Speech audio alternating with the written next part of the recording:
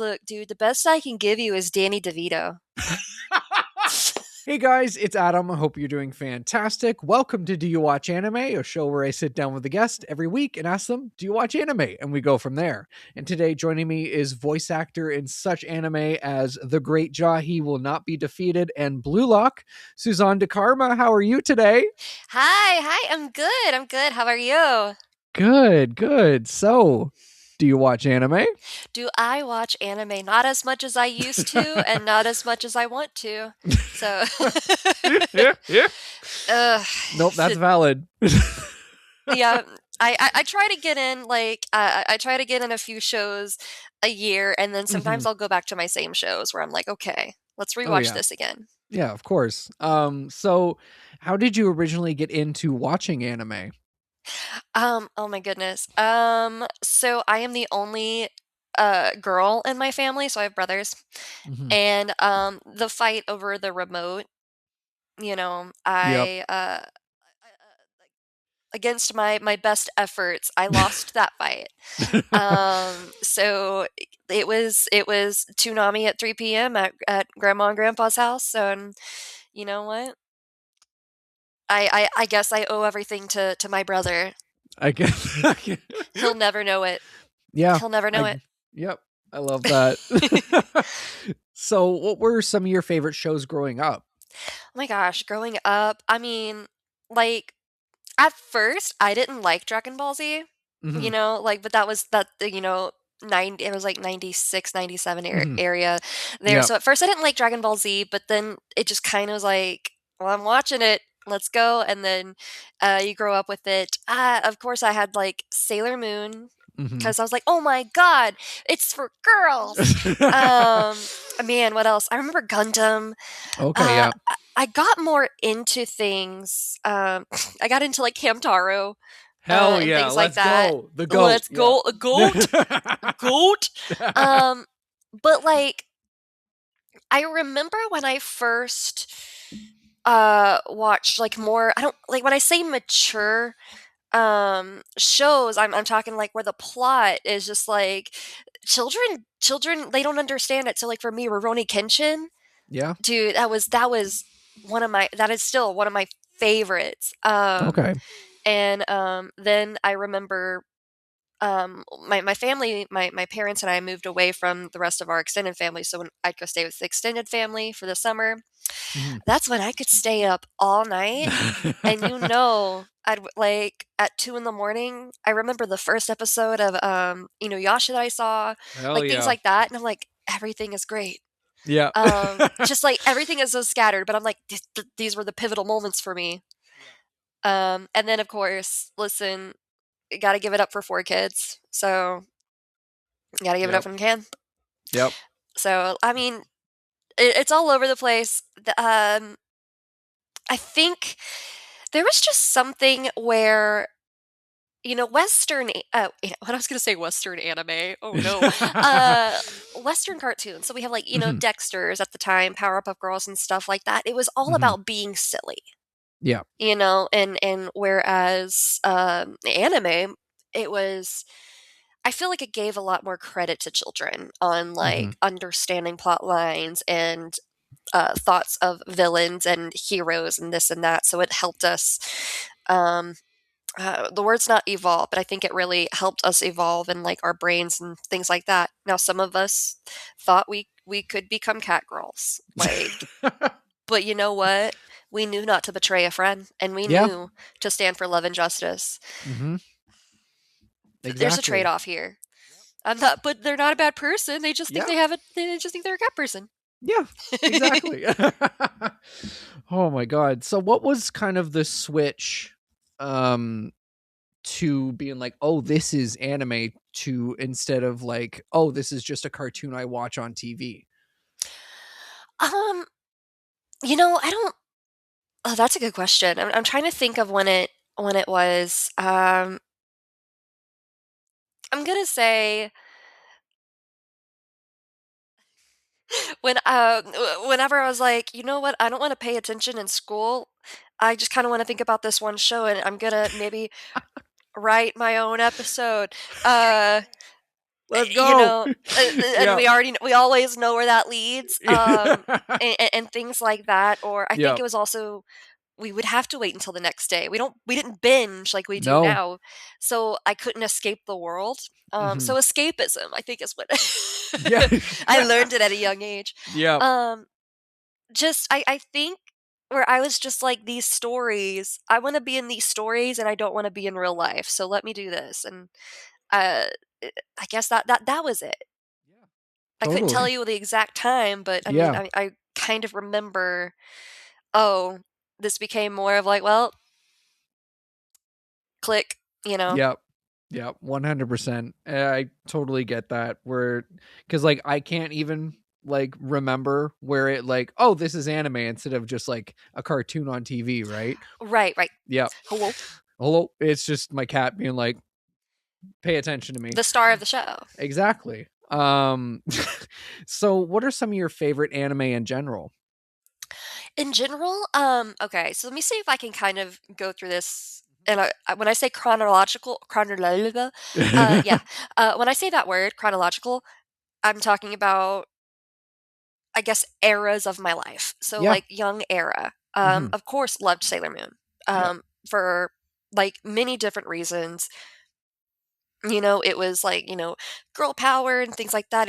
It gave me permission as the only girl in my family be, to want pretty things, because I just was like, well, everybody around me is a boy. I might be a boy. And, that's just what I knew. So I was Mhm. very much a Tom girl. So, like, Sailor Moon gave me that permission to like pretty things. Um, and then, of course, like I said, Rurouni Kenshin. I don't know what it was. I think for Rurouni Kenshin, he had that, when we first meet him, he has that like nice, aloof attitude, but he was a badass underneath, Yeah. and he just turned it on and off. And Yep. like, I don't know, that was just something I was like, hell yeah, I like that. And Mhm. he was my first crush. Like, he was my Okay, first yeah. anime crush. Yep. Moving up to things that really, Rurouni Kenshin definitely stuck with me. Um, Moving on to, gosh, what else? Does Sonic X count? Because like that was Yes, anime style. absolutely. Absolutely. It was made in uh, Japan. what was it? Anime. Yep. Yep. Yeah. Sonic X like was the show, like, because I was a huge Sonic fan before. I loved, like, Mhm. the Western style and stuff, and then all of a sudden they have a Sonic anime. Everybody, shut the f up right now. 8:30 every morning on Saturday. Let's go. Yep. That Sonic X is the reason I got into, like, I was like, voice acting is a thing. Um, Hell yeah. Hell yeah. Um, I think you gotta have, like, Inuyasha was a good one. I remember, I think Full Metal Alchemist for me too. Mhm. I'm raised, I have a religious upbringing, so Full Metal Alchemist did something to my brain Yeah. chemistry. I was wow, okay, yeah. There. And then I watched it with my dad, who is the pastor.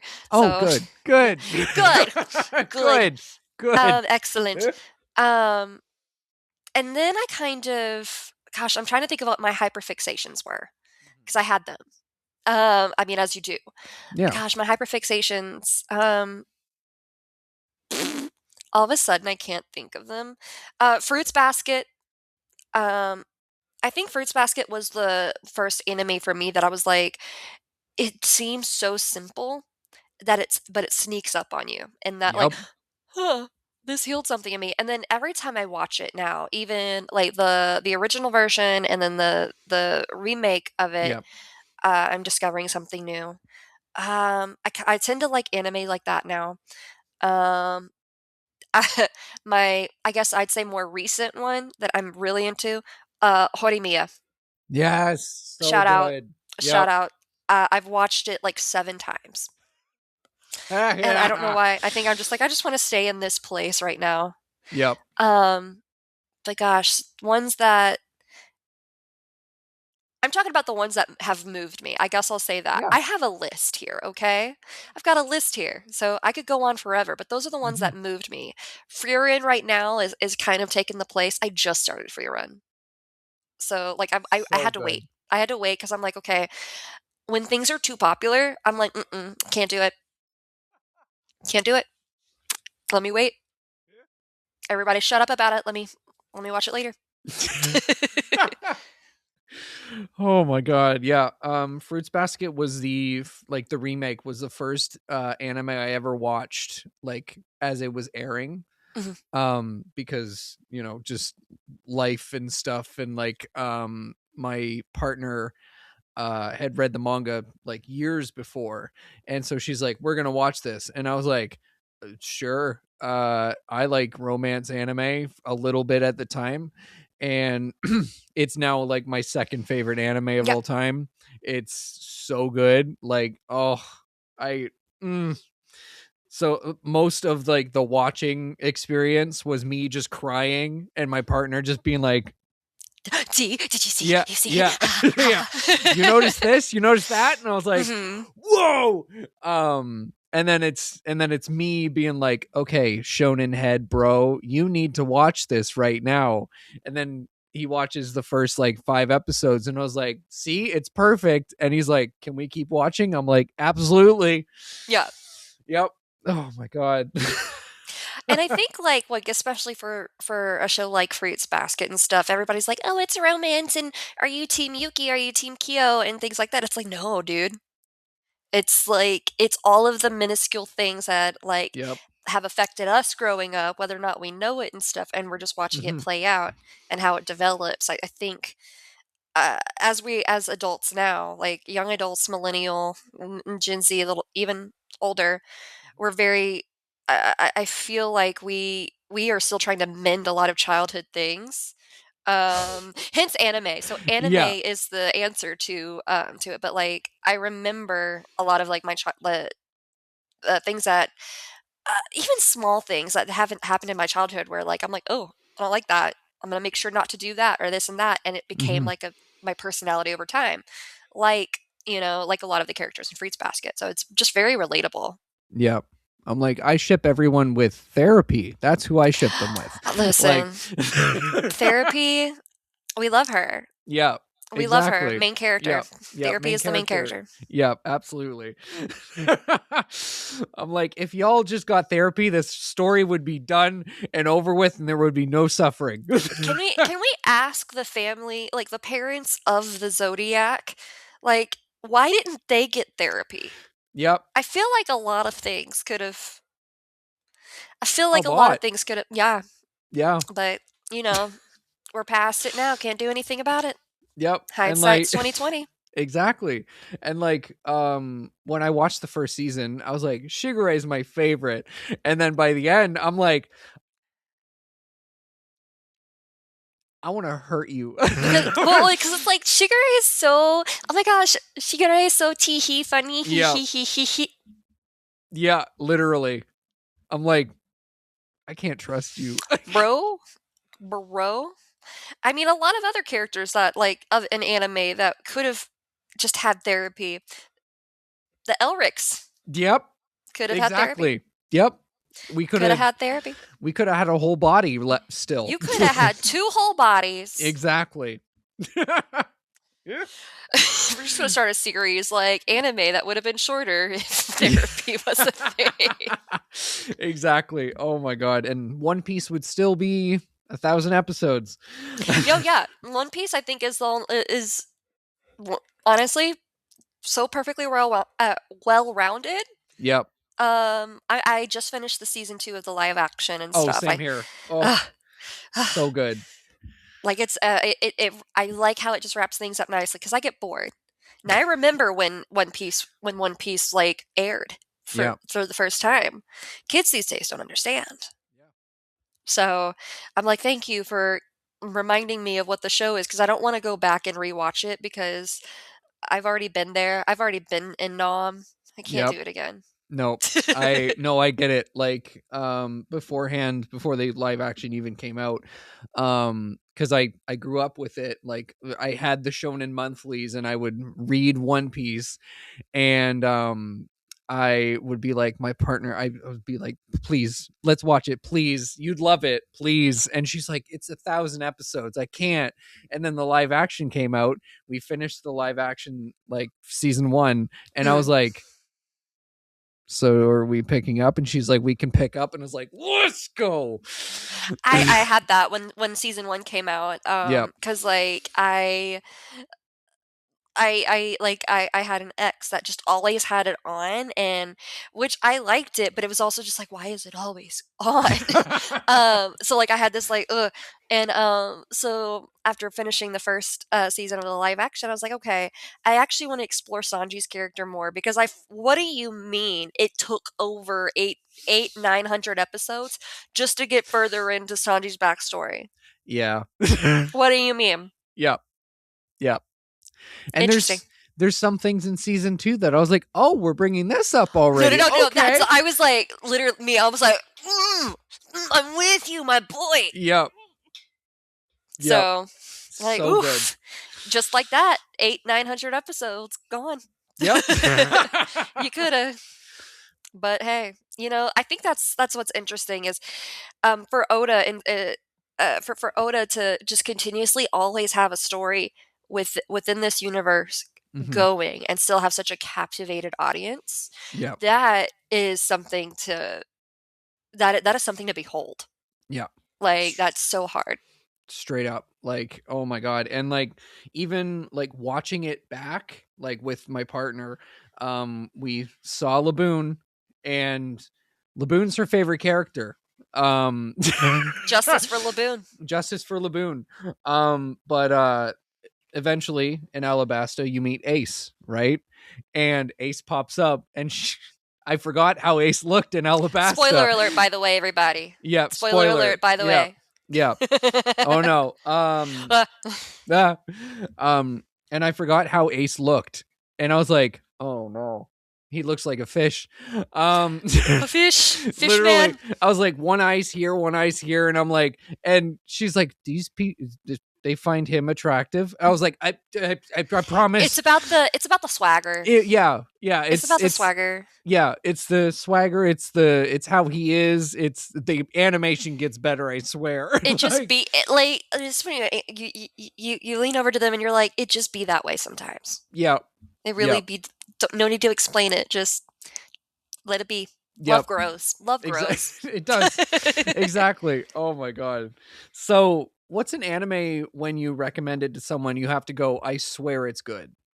Oh god. I mean, okay, so this is where I'm very much like, well, what are you into? Like, what's your favorite kind of genre? Things like that. Mhm. Oh my gosh. And I swear it's good. And I feel you asked me these questions, and I have them. I just now all of a sudden don't. Oh yeah, all the time. I would say like a good, well-rounded anime. Um, what do I watch, dude? Um, what have I watched? What have I seen? Listen, Rurouni Kitchen, Rurouni Kitchen, Yeah. the goat. Yeah, no, Rurouni Kitchen, and I know I'm thinking of other things I've been really into, like if we were gonna go to like more current things, like Apothecary Diaries. Yeah. My brother and my niece are watching that together. So good. I'm now saying Frieren. Gosh, what else? Solo Leveling. Solo Leveling. Listen, but I'm not even that type of person that's like, let's go to dungeons and things like that and level up. I'm like, okay, same story, different episode, different format. I couldn't tell you what draws me to them. Sometimes I just turn on something just to see what the vibe is, and then I'm like, the entire time, like, yeah, that's how I am during Solo Leveling. I'm like, oh, I can turn my brain off. Perfect. I gosh, I would say Soul Eater. Oh, okay, yeah. Like, I also really like to watch things because of color and art and all of that. Yeah. And Soul Eater, they haven't really. It's been a long time since they've had something with that kind of thing. And I understand Fire Force, same creator, and all of that stuff. But I tried to watch Fire Force years and years and years ago, and I think at the time I was in, I just didn't get into it. I'm not saying I won't get into it, and I'm not saying I'm not into it. I'm just saying that I understand it's over there. and it's over there. Yeah. I'm sure I'll give it a shot eventually. Yeah. I'm not. It's not a timeline that I can that I control in myself. Um, what else?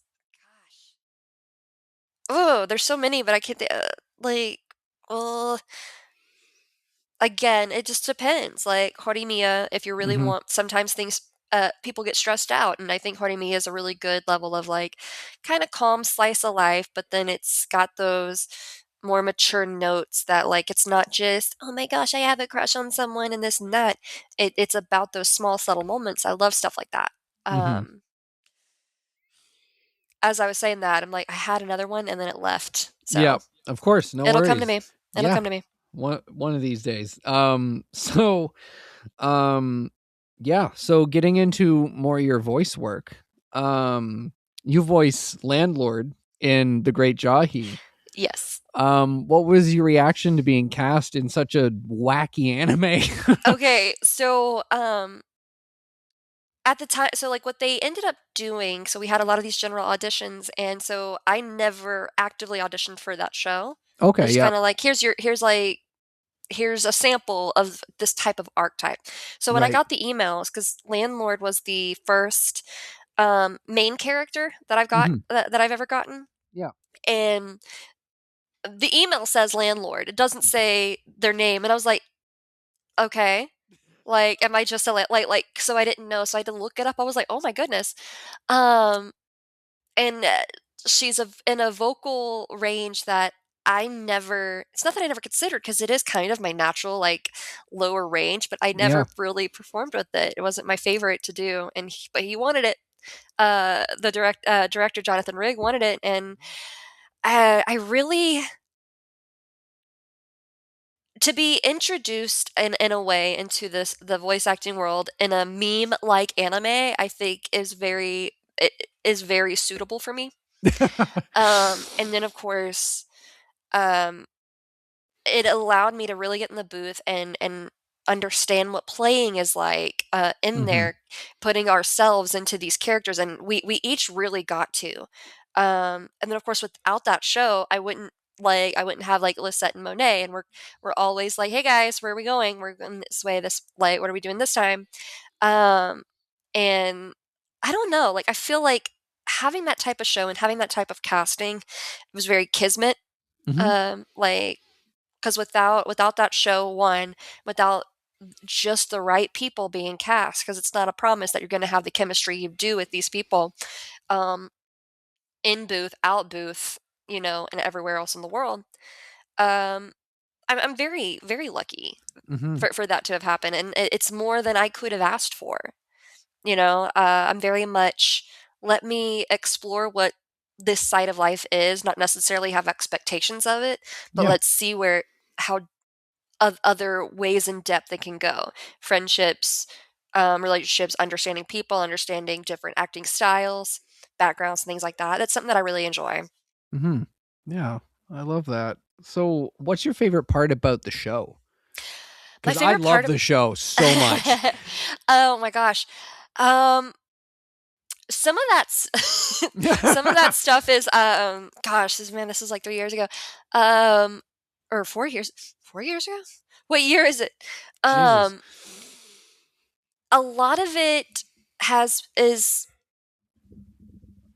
just me kind of throwing out a sound, Yeah. um, that I just did as a joke, and he's like, "Keep it, keep it." I love it. So, a lot of the like, when landlord what usually would be like a, "Huh? What?" It just means going, "Eh." Yep. And I'm Yep. and I'm just standing there like, "Eh." But I was just kind of, like, reading kind of watching the scene, and I would just throw out that, kinda not on purpose, but I was just that's how the scene read to me, and he's like, "Keep it, click." I love it. Done, move on. Wait, I have more. Wait, I have more. I'm professional, I swear. Yeah. But it became a thing.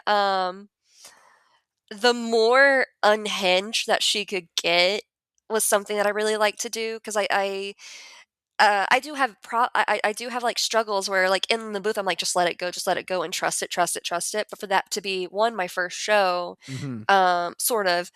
Uh, to be able to sit in the booth and just like let your personality meld with that character. Mhm. Um, I think that's really what sung to me in a way, and I need more. I need Yeah. more. Season 2, let's go, please, Come dear on. God, give me. Please, please, please. So, like we're actually reading the manga and stuff, and Mhm. I had some friends go to Japan. 13, okay. Landlord's like the third person you see in the anime. Yeah.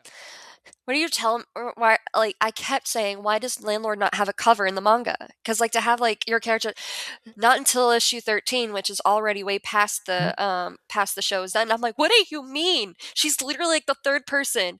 It's um Jahy, Druge, Boss, um, Sarva, Yeah. and I don't really know like any other thing Jahy, and it's just like when Landlord somewhere. Yeah, like, So oh once my I finally got it, I was like, finally, I did it. Yeah. I did it. Oh my god. So from an acting standpoint, how did you approach her? Because she is like very she's a hard ass at points, and she's also very silly. How did you like play with that in the booth? I, ugh, I will say, she, there are points of her like I'm a very silly but very sarcastic person Yeah. naturally. So it wasn't that it was like super hard for me to go there. Um but I did have to put down my performative idea of acting and things like that. Uh so a lot of what she says or how she says it is because I just speak sarcasm. Yeah. And like even in my voice now, like I'm just like, yeah, it's not the most ladylike, but neither is she. Yeah. Um, and I've always been that friend that I will take a bit a little bit too far. I will Oh, commit same to the here. bit too Yep. hard. Yep. Um, it's now to the point that there are people where I'm like, it's obvious that I'm doing a bit because I'm so serious about it, and people have stuck that to me as personality, not the fact that it was a bit, but they're like, oh, she's a little, and I'm like, yeah, Oh, they'll find out eventually. man. Yeah. They'll find out. Yeah. It's called survival of the fittest. Yeah, Um, exactly. but for her loud, I don't know. Like I think I just always really liked to be able to practice those heights, especially with as like um I don't want to use the word unhinged again, but I guess because she's not a lady. She's No. not a lady. Yep. She is her through and Yep. through. And I think that's something that she and I can take a part of. Um I'm trying to think of others. Like I had inspiration a little bit from like Jamie Markey, Goat, Mhm. stunning. Yep. Love her. Yep. Just a lot of like different of her characters because uh, she plays that like against the grain type of girl so well. And that was just something that I've always loved. And I think, I'm not going to lie, I think she formed my personality when I was like a teenager. Um, she's my mother now. She's my mother. Yep. Um, and so I don't know, like there's just different elements of so many different actors, so many different other characters that I've seen that unfortunately became me as a person, Suzanne. Yep. And then I'm just a conglomerate of all these things that I've watched, these people I've experienced. And here's all the worst of them in this character. And when I say worst, I mean probably, definitely, again, not ladylike. Yep. Here's all the unattractive, I guess. We'd say unattract. It depends. It depends. Yeah. Um, like whereas like her polar opposite boss, her sister, Mhm. uh, I think I really wanted to contrast. Um, I mean, one boss, but also just the fact that it was Natalie Hoover. Yeah. I've listened to Natalie Hoover a lot in my life. I've known her for a few years prior to the show. So I was like, all right, polar opposites, let's go. I love it. So that's just I just kind of had an idea of her pretty much episode 1. Yep. Oh my god, yeah. One of my favorite like bits from the show is the ending bits of like after the credits. One of my favorite like kind of ending credits ones was the wrestling where yeah, that was, I was like, this is, and like as someone who grew up with wrestling, I was like, this Yeah. is on point. This is too good. Like, That one was a really fun one. yeah. And I remember the director was like, "Hey, so can you give me your best Hulk Hogan impression?" And I like sat and I thought about it. I was like, "Look, dude, the best I can give you is Danny DeVito." Like that's what I said. I was like, "I don't know if I can do Hulk Hogan, but I can give you Danny DeVito being Hulk Hogan." Yep. And that is a fun scene. I think Lisette did such a good Oh. job in that too. Oh yeah. Like, but I was a little bit too in my head for that bit. But I'm like, Yeah. look, it works. It sticks. Yep. They like it. I love it. Directors Yep. like it. I love it. They say Yep. it's fine. Exactly. Um, but like ha- her gruff. I kept saying at the end of every episode, I was going to leave like a few octaves lower. Yep. Just having that gravel and that growl. Yep. She's got a lot of things to work out. Again, Yeah. therapy. Yeah. Exactly. Exactly. I mean, I would also be really mad if my tenant didn't pay rent like ever. Like Yeah, yeah. It's not cool, bro. And then also we gave you a job. yeah. Like Also we gave you a job, and then like whatever damages you're doing in there, like, bro, get your together. yeah. Exactly.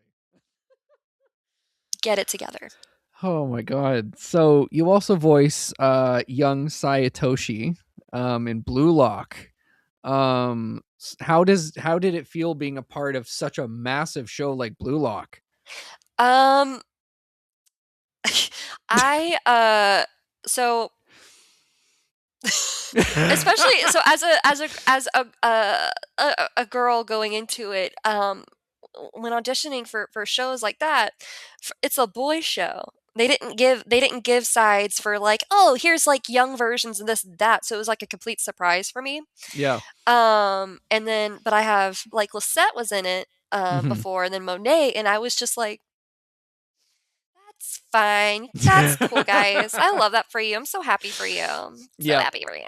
Same. So when I got that email, I was like, "Oh, I'm in Blue Lock. Okay, everybody shut up. Everybody shut up. Now who is this?" Click, click, click, click, click. Then who's this pink-haired guy? Who's like, and now I'm gonna, because I'm gonna have to be their younger self. Let me look up. Oh, cool. It's Alejandro Saab. That's fine. Cool. Got it. Yeah, no big deal. Got him. Yeah. Got him. Um, so like, but I kind of had an understanding of, especially, and I listened to a few of his clips for that because he has like this rumble, like this texture in his voice as Psy, uh, that I had an idea. I had an idea of what I wanted to do for it, but they're like, bring it lower, and I was like, okay, because essentially, like Lisette's Rin like ended up being a little bit more, so they didn't want us to sound too much alike, which is fair. So on no, honestly, like the fact that I got to go into Blue Lock, especially um as one, a popular boy, and honestly, um greatest left fielder, midfielder, whatever one she is, because he was going to be the striker. Then they were like, nah, no striker. Um, I don't know. I think it's really cool, especially to have such a to be just be in a show in general that is so world renowned. Mhm. Because it took over. I've known Rico for a few years, and so I've watched how like it's like how fans approach him now, even before Blue Lock, but now it's like all of these like people in the uniform and all that stuff, and I'm like, that's crazy. That's absolutely Mhm. crazy, insane. Yeah. Um, so, but I also just get to be in a show that my friends are in, and so I'm like, cool camaraderie in there. Yeah. Um, Oh yeah, my god. that's just a big word salad. I don't know if I said a No. complete sentence. No, I mean, I heard you did. I heard it. I heard it.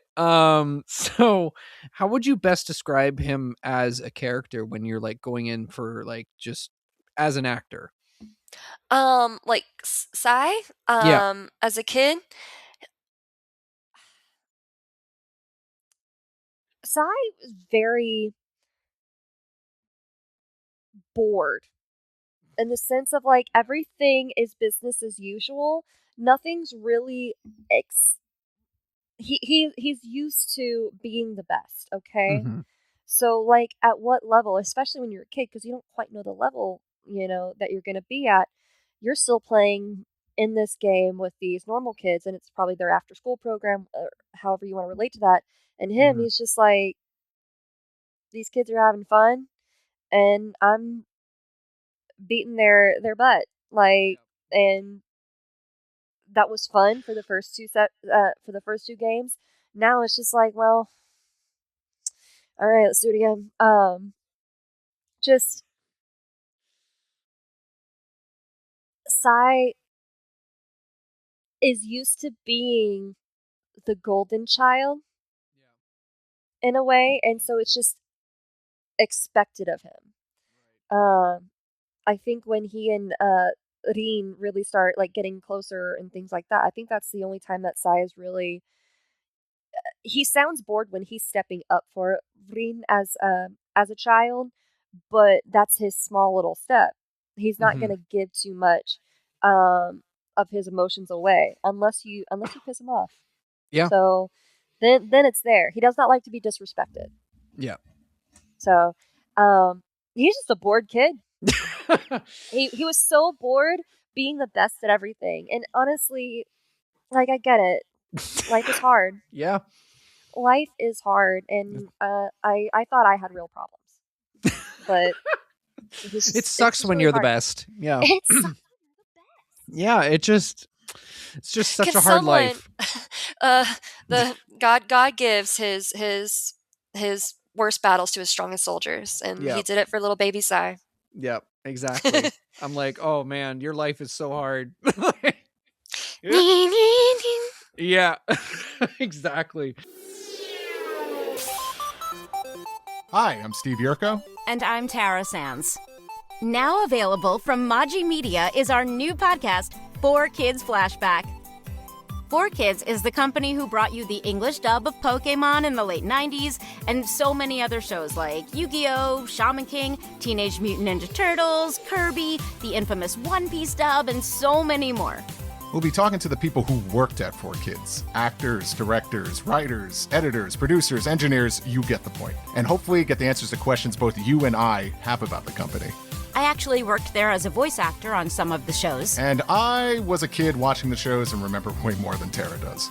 And thank God for that. Steve is actually a professional storyboard artist, which gives some really unique insights into anime and animation. Subscribe today wherever you get your podcasts. That's the number 4 Kids Flashback. Hey guys, welcome to the Patreon portion of today's episode. And if you want to join the Patreon, there are a few different tiers, like shoutouts on the episodes, as well as exclusive videos and behind the scenes content, and so much more, and even the episode a day early. Thank you to Gio, Keith, Blythe, Bunny, Mikey, Sheba, and Brooke. And if you want to join the Patreon or find out more, the link will be down below. And yeah, back to the episode. So, how did you get into acting in general? Um, so I was like a quiet kid in school, Okay. for a long time, and I used to sing. Like I had like a family band and things like that, as you do. My dad played in honky tonks when he was younger, and then before he went on to preach and stuff. So music just was what was just very central to us. Um, it's weird. I loved singing, but I didn't like it when someone told me to sing.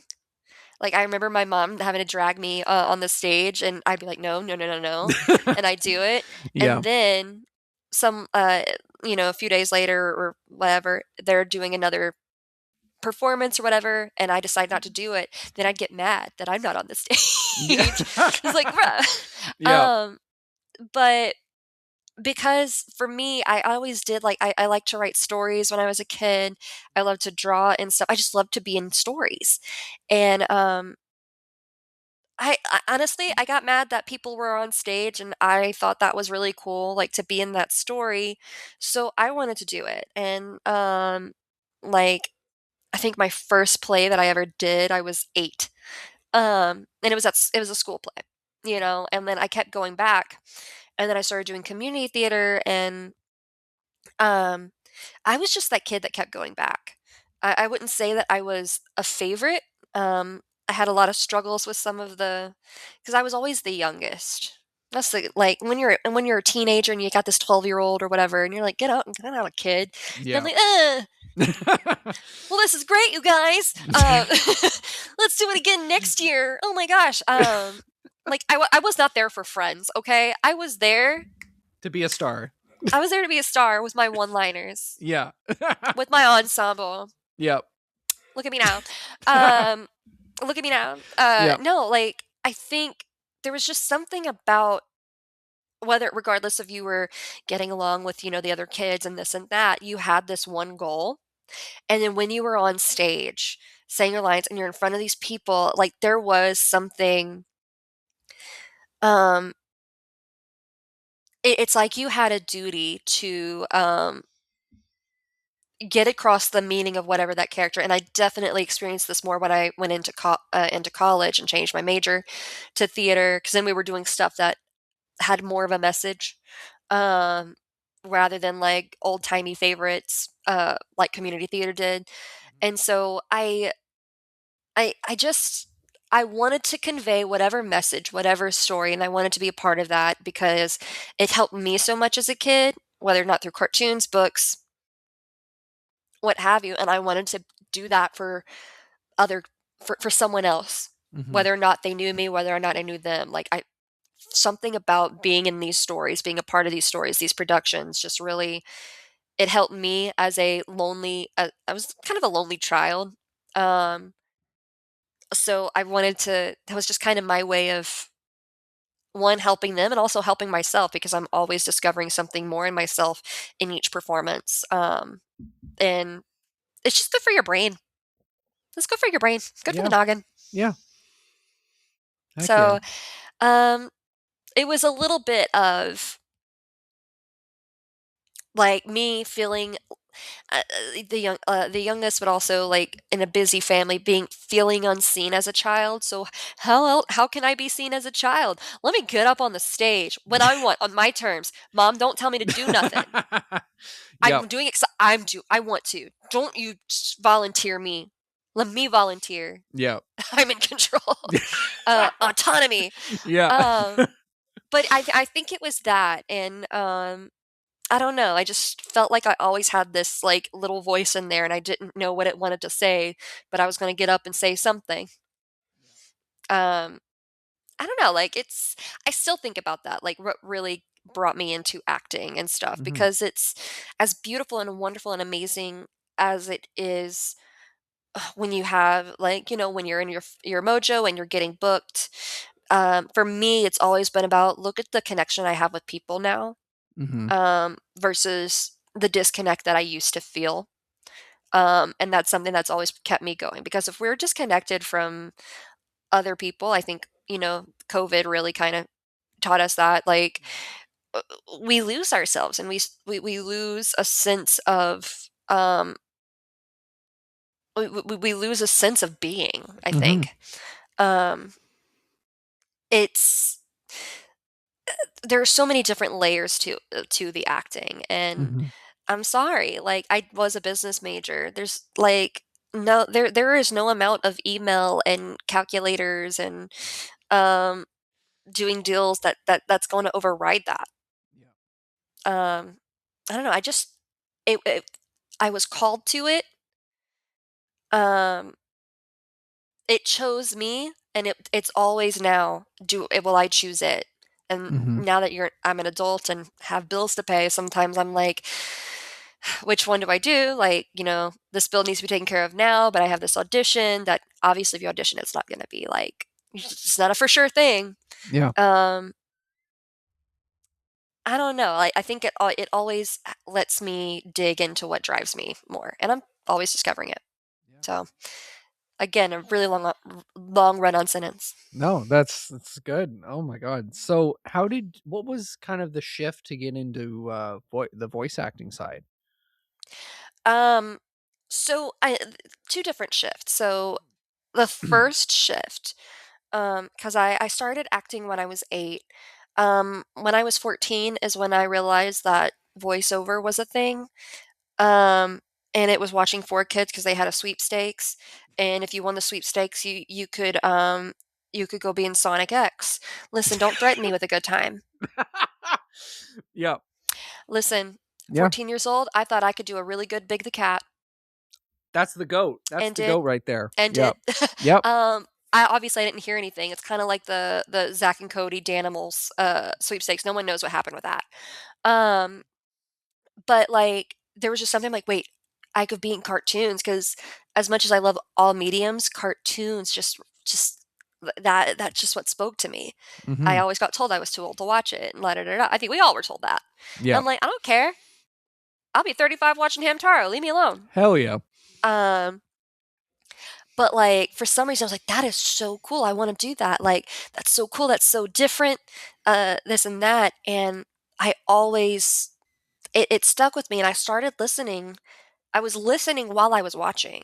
And I think a lot of people don't understand that we can do our best to emulate, um, some of the goats to sound just like them and things like that. For me, I'm very much like I hear their vocal pattern and things like that, but I want to know why that line was so affected from them and this and that on a technical standpoint. And when I got into actually studying um, acting, because I went to my first convention when I was 18, and of course I brought a notebook and I went to Of that "How do you be course. a voice actor" panel. The one that honestly at this point it's standard, Yep. convention 101.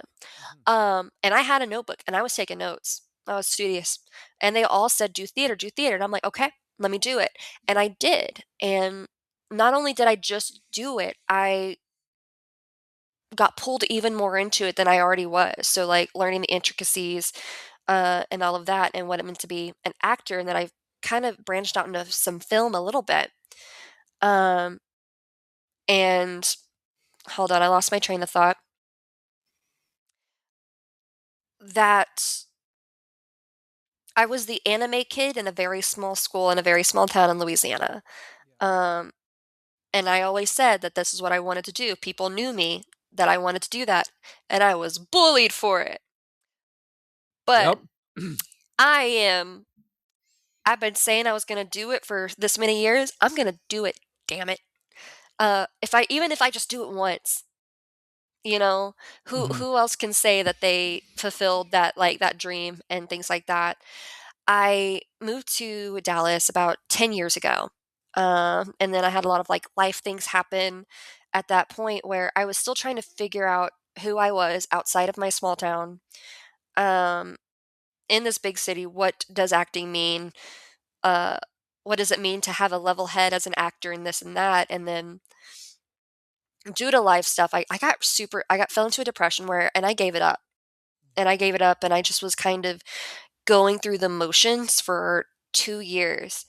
And something at like in 2019, something was like in me switched where I was like, you need to change. Like you need to do something. You can't just keep reliving the same day over and over and over again. Yep. Um, and so I had some friends that were very gracious to me to make my first demo reel. And then 2020 happened, and I had money for a little bit. Some of us had a little bit more money than we usually do. Um, and so that was when I started taking classes because I always knew I had an idea of things, but I wanted to make sure I wanted to be perfect before going in, which obviously don't do that. Yeah. Don't wait until perfection because it's just I wasted a lot of time thinking like that. I wasted Mhm. so much time. And then just after I did like my first few workshops and stuff, I felt I had that confidence. I was really sleeping on myself. 'Cause I was kind of taught to sleep on myself, and I listened, unfortunately. Mhm. And then I had a wonderful uh, person from film from that I knew from filming and things like that. They became my agent and things like, because they thought I'd been working the entire time. Nope, don't know why you thought it. Never said I did. Um, but I guess it's just my energy. Yeah. And then I auditioned for like a year. Uh, and with when these auditions kept coming in, oh man, I was in it. If it was 2 in the morning, let's go. Even during the times that I actually had COVID. I don't know if you've had it, but Yep. like I had that type where it was like almost like I was narcoleptic. Oh, yeah, yeah, yeah. You know, you're like, I'm great. Yeah. And you can't control it. So if I'm sleeping all day and that an audition was due at 10 a.m. the next day, but I can't even get out of bed, all of a sudden I'm well at 2 a.m. Okay, let's go. Um, I think it was just a lot of I can't keep living and not trying because I think it's safe. You know, I'm just at that point I'm just laying in a hole and I needed to dig myself out. So, um it was one of those things of like hitting rock bottom and then being like, well, I know what it's going to look like if I don't do anything and it's going to be this and this sucks. Um so even if it's small steps to kind of align yourself with the goals with what you want in life, Mhm. um, I think that's always the best option than just not doing it. Yep. I've done that when I got back into physical acting. I was Mrs. Claus for a while. I'm a character actress. Yeah. She's not. I mean, she's not glamorous. She's not exactly what I would. But you know what? It was in that realm that I was like, okay, this is connecting me back into what I knew and things like that. Mhm. It, it's I will say like it was one of the things that kept driving me to keep going. Um, my dream, very anime, really. You ever had a dream like believe it? Yeah. Believe it. Believe Not it. never seen a single episode of Naruto, but believe it. Yep. Basically that. Yeah. Yeah. I love it. So, what's a moment in your career, whether it be voice acting or on stage or filming, that made you go, "Oh, this is where I want to be"? Um,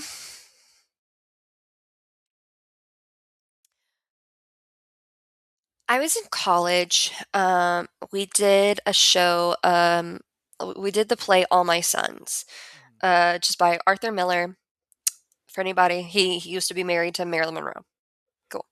Um, this play, this was the first time that I was really like, I really want to really try and get the character that I want instead of just throwing. Because I always felt like I had no control. And there, don't get me wrong, you when it comes to auditions, you don't.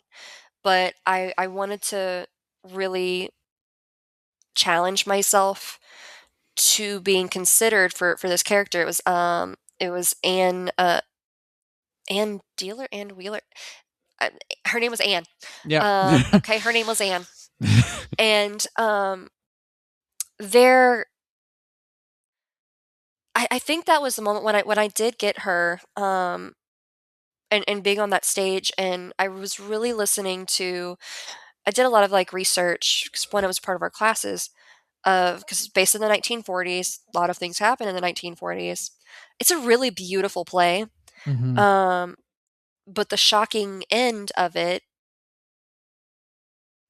and that somberness that the audience leaves with because of the harsh realities of the thing, um, being a part of that moment and being a part of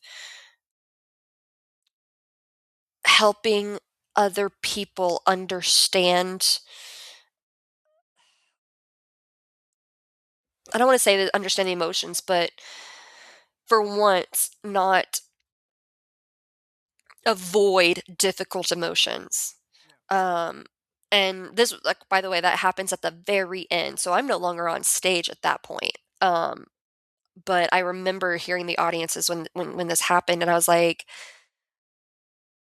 all of us were a part of that story, and all of us had a hand in that, and I was like, that's to be able to have that effect on people was amazing, because we were all there for a reason. We all, for even just a millisecond, we were all the same, feeling the same things, experiencing the same thing, and I thought that was very powerful. Um, that was the first time. Then my final show in college, I was Jean-Louise and Tigany, and they already cast somebody for this character, but he ended up dropping out. So they're like, "Hey, don't you want to do it?" And I'm like, "Well, I have to. I have to. Yeah. It's my grade, and also I need a senior showcase." Uh, Yeah. and it was Antigone's a Greek theater. I'm not a huge. I was never a huge fan of Greek theater, Mhm. so I had this. I mean, I was. I'd like to say I was very avant-garde as a college kid. I was also a brat. I'll say it. Um, where, oh my God, we got to do this. Everybody knows what's going to happen. It's like, it's a tragedy. It's a great tragedy. Why are we watching this? Like, why are we Yeah. even doing this show? Type of thing. Yeah. Guess what? That character is basically had that that mojo. And I thought, looking back, I was like, that's very interesting. Um, Laurence Olivier originated that version of the character, Oh, wow. and I know I was like, "Me, Laurence Olivier?" Yeah. And they're like, "Well," they were more like, "Well, you're kind of a warm body." I was like, "Hell yeah, I am. Hell yeah, I am. You needed someone, and I was here, baby." Yep, And there you go. I got an award for that, which, I mean, college awards are fine and stuff, but I never won an award for that kind of thing. Yeah. And I remember being in that moment. We had a lot of stuff going on, budget cuts in our school and stuff, and a lot of us had a lot of angst because so many changes. It was very political, if you will. Um, and we like to feel that angst in the politics. And I remember feeling that angst on stage in front of an audience. And I was a purist back then, really dumb of me, but I thought when you're in your 20s, when you're in college, you know everything. Yep. Um, we were mic'd up, and we never really had the mics before. A lot of us didn't agree with it because we were like, it's not a big theater.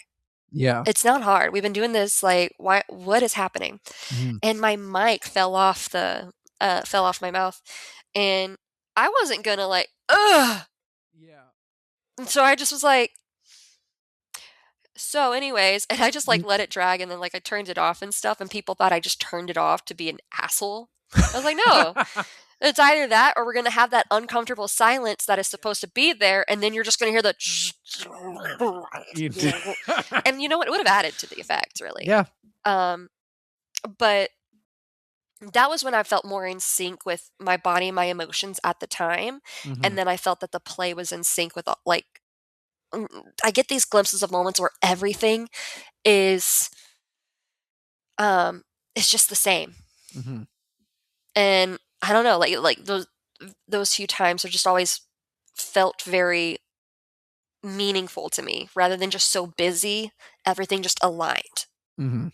Very small glimpses, but those small glimpses really, really spoke to me. Yeah. Oh, So, I love that so much. So what's been the hardest lesson you've learned since starting voice acting? um, mm,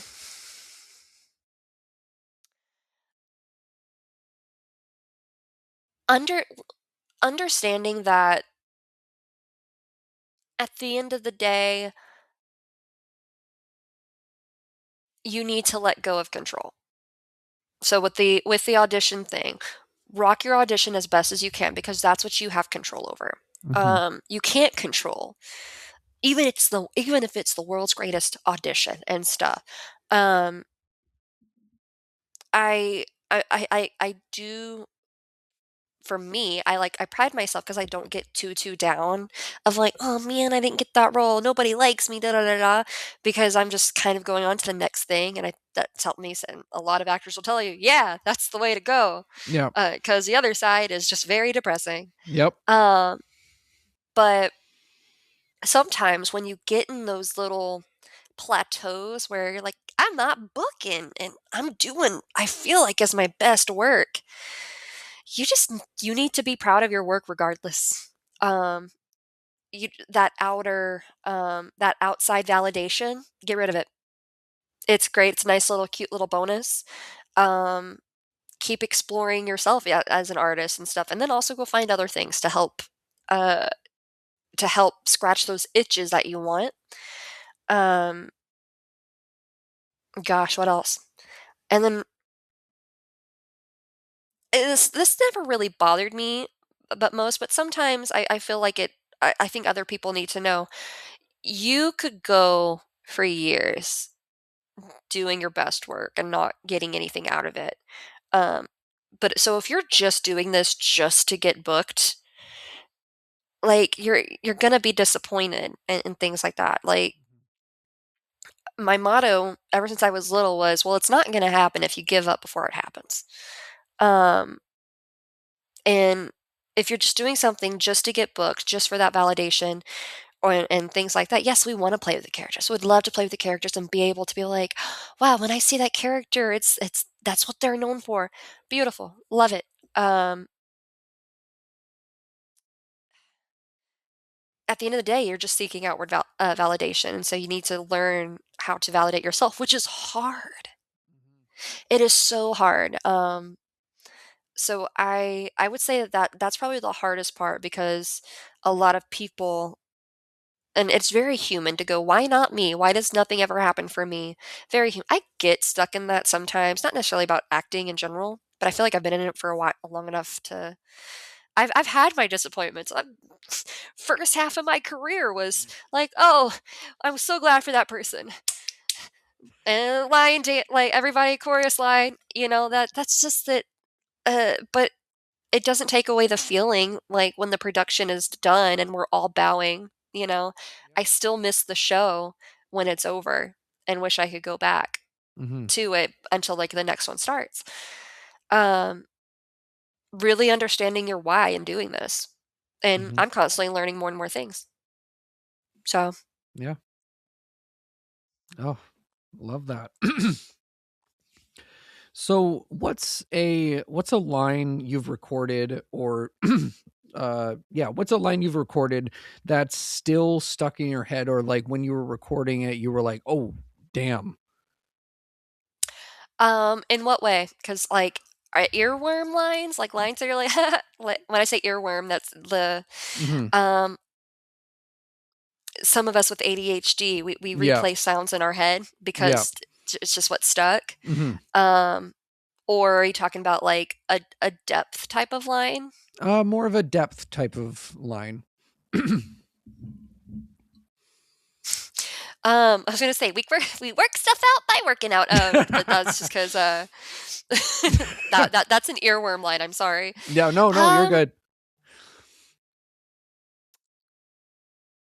uh, what is it? I would say I don't get a lot of lines that have um like that get super super deep. It's kind of more on the what's behind those lines. Um, and so the one that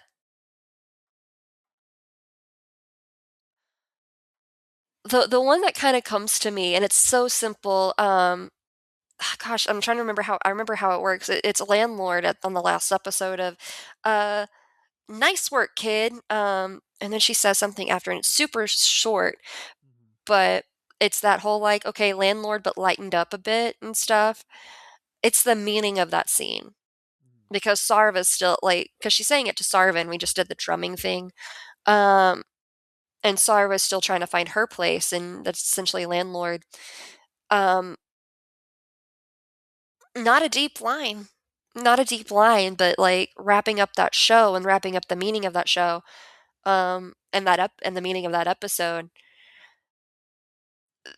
That one I hear a lot, and it's kind of like I kind of do that to my. That's how I feel about like Yeah. my nieces and nephew. Like I want them to Mhm. know, like, gosh, I wish I remember the rest of the line. Nice work, kid. Um, it's something after that, but it's Yeah. like, oh man, I wish I could think of it, but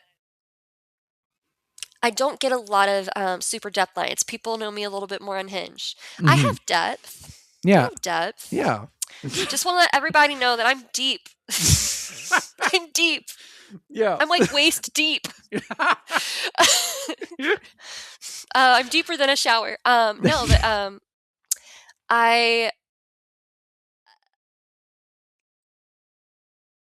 I feel like it's more about the moments rather than like what the words have actually said. Yeah.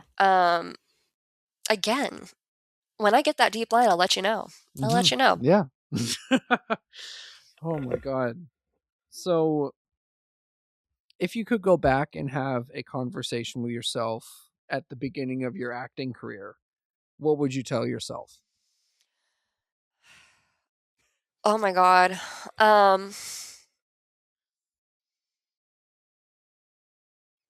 Stop waiting. Mm. Stop waiting. Stop waiting for the right time. Stop this. Trust your gut, do the research. I didn't have a lot of education on what it meant to be a professional actor, even in college. Again, budget cuts. Some of those classes didn't exist anymore. I have a Mod Podge degree. So like everything that I learned up till now is what I learned just by being in the environment and by a lot of the friends that I've made along the way, and everybody's journey is super different. I learned I learned on the streets, the school of hard knocks. Yeah. But I was always waiting to be perfect and this and that and this and that. I was waiting for the green light. But as corny as it sounds, it was me that was supposed to give myself the green light. Um,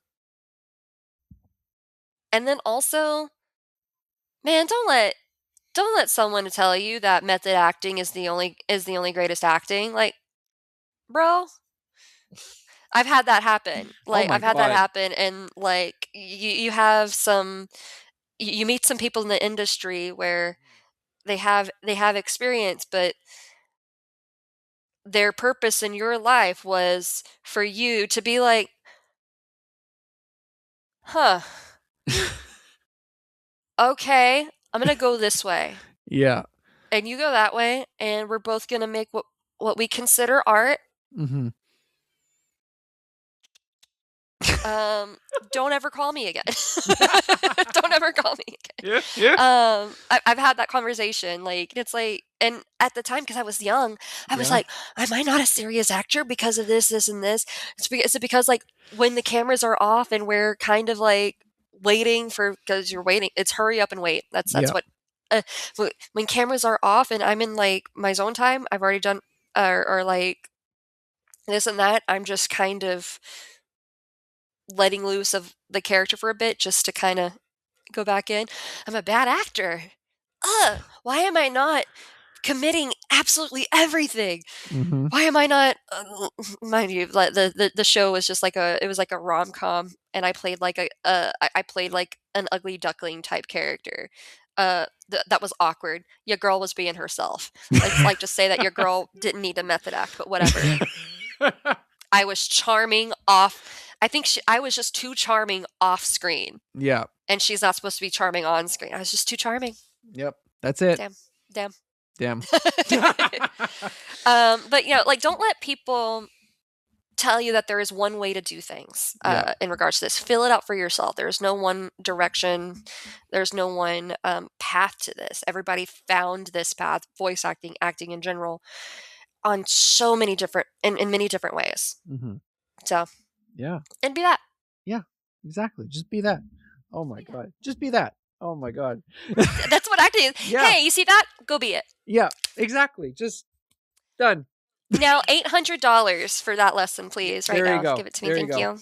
Get rich quick So- scheme. There you go. Just do it. Yeah. Just do it. Yeah. Just do it. Just do it. Thank you so much for coming on. Yeah, thank you so much for having me. Of course. Where can the lovely people find you online?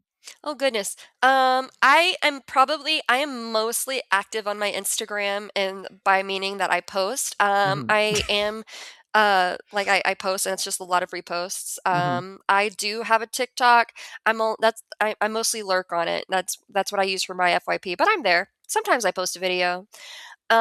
Twitter slash X. I also am streaming on Twitch now, usually on Sundays, around like 6:30. But I usually post on my Twitter if something's changing in regards to that. So, and all of that is under SuzAnne DeCarma.